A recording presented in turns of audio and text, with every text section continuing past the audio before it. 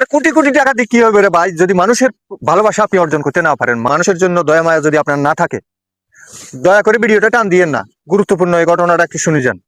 বাংলাদেশ বিমান হচ্ছে বাংলাদেশের সবচেয়ে বড় দুর্নীতিগ্রস্ত।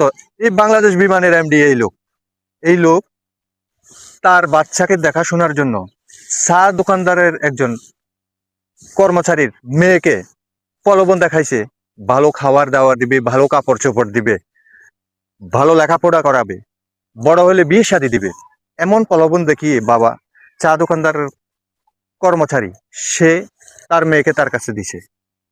যে লোক দেশের কোটি মানুষের সম্পদ মেরে খায়, সে লোক কি বুঝবে একজন বাচ্চার মায়া? অবশেষে কি হলো, দীর্ঘ 6 মাস ধরে বাচ্চাটাকে তার বাবা মার সাথে দেখা করতে দেয়া হলো না বিভিন্ন অজুহাত দিয়ে। গত কিছুদিন আগে বাচ্চাটাকে অসুস্থ বলে ফোন করে বাবা মাকে এনে লিখিত নিল যে সুস্থ বুঝি পাইছে, এমন মর্মে লিখিত নিল। অথচ এই বাচ্চাটা কি পরিস্থিতি দেখেন। তো তাদেরকে গ্রেফতার করা হয়েছে। আজকের ভিডিও থেকে কঠিন শাস্তি দাবি করছি, এমন নিষ্ঠুর লোকদের কঠিন থেকে কঠিন শাস্তি দাবি করছি।